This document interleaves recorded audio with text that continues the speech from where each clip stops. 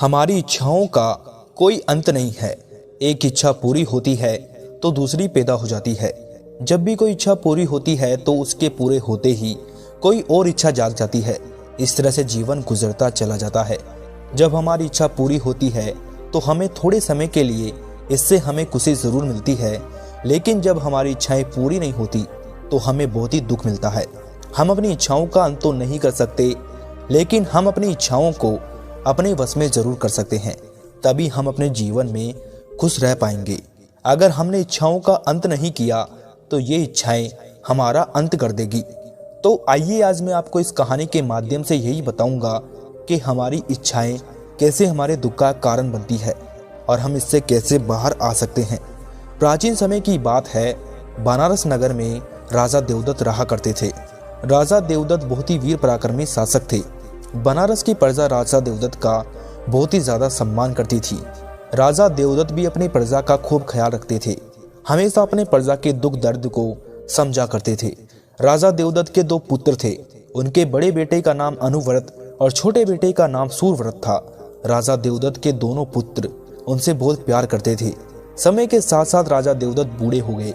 अनुव्रत को राज्य का युवराज घोषित कर दिया और अपने छोटे बेटे सूर्यव्रत को भावी सेनापति बना दिया। सूर्यव्रत अस्त्र शस्त्र विद्या में निपुण था। समय धीरे धीरे ऐसे ही बीतता गया और एक दिन महाराज देवदत्त की अचानक से तबीयत खराब हो गई और फिर धीरे धीरे उनकी तबीयत बिगड़ने लगी और एक दिन उनका निधन हो गया।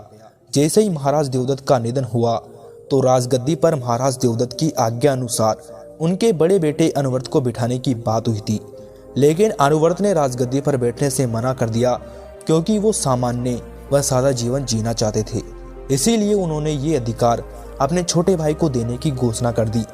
मंत्रियों ने युवराज अनुव्रत को खूब समझाया कि तुम्हें महाराज देवदत्त की इच्छा को मानना चाहिए, किंतु अनुव्रत ने साफ मना कर दिया। उसने मंत्रियों से कहा कि मुझे राजगद्दी नहीं चाहिए, मुझे एक स्वतंत्र जीवन जीना है। जब अनुव्रत राजगद्दी पर बैठने के लिए तैयार नहीं हुआ तो मंत्रियों ने छोटे राजकुमार सूर्यव्रत का राज्याभिषेक कर उन्हें राजा बना दिया और बड़े राजकुमार अनुव्रत आम आदमी की तरह स्वतंत्र जीवन जीने के लिए अपनी राजधानी को छोड़कर अपने ही राज्य में दूर किसी दूसरे नगर में चले गए और वहां जाकर उन्होंने एक सेठ के यहाँ नौकरी करनी शुरू कर दी। और राजकुमार अनुव्रत ने अपने राजकुमार होने का परिचय सेठ से छुपाए रखा। लेकिन वो कहते हैं ना कि सत्य कब तक छिपा रह सकता है। किसी तरह से सेठ को उनकी हकीकत का पता चल गया कि यह कोई साधारण व्यक्ति नहीं है, ये तो एक राजपुरुष है। जब सेठ को अनुव्रत के राजकुमार होने का पता चला तो सेठ के व्यवहार में बदलाव आ गया। अब सेठ का व्यवहार बिल्कुल ही बदल चुका था। अब वो अनुव्रत से कुछ भी काम नहीं करवाता और अगर करवाता तो बिल्कुल कम काम करवाता ताकि अनुव्रत को उस पर शक ना हो। एक दिन अनुव्रत ने देखा कि सेठ बहुत परेशान है।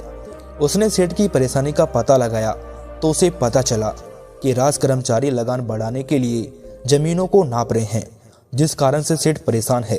इसीलिए फिर अनुव्रत ने अपने स्वामी की मदद करने के लिए अपने छोटे भाई सूर्यव्रत को इसी विषय में एक पत्र लिखा। राजकुमार अनुव्रत ने उस पत्र में लिखा कि मैं पिछले कुछ दिनों से सेठ जी के यहाँ सुखपूर्वक रह रहा हूँ और मेरी इच्छा है कि तुम इस सेठ का लगान माफ कर दो। जैसे ही अनुव्रत का पत्र सूर्यव्रत को मिला तो उसने अपने बड़े भाई अनुव्रत की इच्छा अनुसार सेठ का लगान माफ कर दिया। सेठ को अनुव्रत के द्वारा की गई गुप्त मदद से बहुत ही ज्यादा खुशी हुई। उस सेठ को राजकुमार अनुव्रत का ये दयालु स्वभाव बहुत ही पसंद आया और सेठ ने लोगों पर प्रभाव जमाने के लिए राजकुमार अनुव्रत के दयालु स्वभाव की प्रशंसा करना शुरू कर दी। फिर क्या था, कहीं लोग लगान माफी की अर्जियां लेकर राजकुमार अनुव्रत के पास पहुंचे तो राजकुमार अनुव्रत दयालु तो था ही, इसीलिए उसने सबकी लगान माफ करने की अपील राजा सूर्यव्रत के पास कर दी। जब राजा सूर्यव्रत को अपने बड़े भाई अनुव्रत द्वारा ये संदेश मिला तो उसने पूरे नगर के लोगों का लगान माफ कर दिया, जिससे उसके राजस्व में भी काफी नुकसान हुआ। लेकिन उसने फिर भी अपने बड़े भाई की आज्ञा का पालन किया। जब पूरे राज्य का लगान माफ हो गया तो उसके बाद पूरे क्षेत्र के लोग राजकुमार अनुव्रत के भक्त हो गए और उसे बड़ा राजा कहकर संबोधित करने लगे और उसकी सेवा में उपहार भेंट लाने लगे। और इसी तरह उस पूरे क्षेत्र में अनुव्रत की अखंड सत्ता कायम हो चुकी थी और वो सर्व संपत्ति से वहां का राजा बन चुका था। अब देखो आगे क्या होता है। जिस राजकुमार अनुव्रत ने अपनी इच्छा से राज्य का त्याग किया था, अब वही राजकुमार अब फिर से राजसुख पाकर खुशी से आनंदित होने लगा। मनुष्य का मन कब बदल जाए ये किसी को पता नहीं। जिस राजकुमार ने खुशी खुशी अपना राज्य अपने छोटे भाई को दे दिया था, अब वही राजकुमार अपने छोटे भाई को पत्र लिखता है कि अब इस राज्य पर मेरा अधिकार है। छोटे भाई को जब अनुव्रत का ये पत्र मिला तो उसने स्वीकार कर लिया, क्योंकि सूरवीर तो उसका भरत की तरफ भक्त था। मगर अनुव्रत राम ना बन सका तो क्या हुआ। लेकिन वो कहते हैं ना कि मनुष्य की इच्छाओं का कभी अंत ही नहीं होता। अनुव्रत ने अपनी सेनाओं का विस्तार करना शुरू कर दिया और आसपास के प्रांतों पर अधिकार कर लिया और अपने छोटे भाई से कहा कि इन प्रांतों पर अब उसका अधिकार है। तो उसके छोटे भाई सूरव्रत ने भी वहां से उसकी सत्ता मान ली।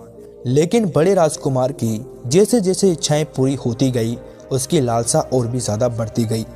अब अनुव्रत को पूरे राज्य का राजा बनने की इच्छा हुई, किंतु उसे शक था कि कहीं उसके छोटे भाई ने राज्य आसानी से नहीं छोड़ा तो। और यही विचार करके उसने बहुत सारे लोगों को इकट्ठा किया और राज दरबार पहुंचा।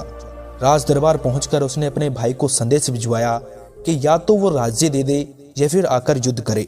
जब सूरव्रत को अपने बड़े भाई अनुव्रत का ये संदेश मिला तो सूरव्रत सोच में पड़ गया और उसने सोचा कि मैं तो बड़े भाई को ऐसे ही अपना राज्य दे देता, इसमें युद्ध करने की क्या जरूरत है।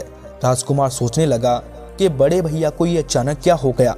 पहले उन्होंने अपनी इच्छा से ही तो ये राज्य त्याग किया था और अब युद्ध करने की बात कर रहे हैं। अगर उन्हें राज्य ही चाहिए तो वो मेरे से सीधे आकर बोल दे, मैं उन्हें राज्य ऐसे ही दे दूंगा। युद्ध करने पर अगर बड़े भाई की मृत्यु हो गई तो कल बदनामी होगी और यदि समर्पण करता हूं तो कायर माना जाऊंगा। फिर भी उसने अपने बड़े भाई को उसकी राजगद्दी वापस देने के लिए मंत्रियों से सलाह करके उसे सम्मानजनक राज सिंहासन पर बिठा दिया और इसके बाद बड़े राजकुमार अनुव्रत बनारस के राजा बन गए। उसकी सभी लालसाएं पूरी हो गई, लेकिन फिर भी उसकी तृष्णा समाप्त नहीं हुई। उसकी इच्छाओं का अंत नहीं हुआ। अब उसके मन में और एक नई इच्छा जागृत हुई। अनुव्रत सोचने लगा कि उसे अपना राज्य बढ़ाना चाहिए। फिर उसने पड़ोस के राज्यों को हथियाना शुरू कर दिया। वो कहते हैं ना कि जब मनुष्य के भीतर लालच प्रवेश करता है तो सबसे पहले उसके विवेक को मारता है। लालच में अंधा होकर मनुष्य को कुछ भी नजर नहीं आता, उसे सही गलत का कोई होश नहीं रहता। इसीलिए वो सभी राज्यों को हड़पना चाहता था और राजकुमार की इन बढ़ती इच्छाओं के कारण सभी मंत्री बहुत ही परेशान थे। लेकिन राजकुमार अनुव्रत के राज दरबार में एक बहुत ही बुद्धिमान मंत्री था। उसने छोटे राजकुमार सूरव्रत को अपने पास बुलाया और उनसे कहा कि बेटा, बड़े राजकुमार की इच्छाएं तो बढ़ती जा रही है। अगर इनकी बढ़ती हुई इच्छाओं को नहीं रोका गया तो एक दिन हमारा राज्य नष्ट हो जाएगा। मंत्री की बात सुनकर छोटे राजकुमार सूरव्रत ने मंत्री से कहा कि हम क्या कर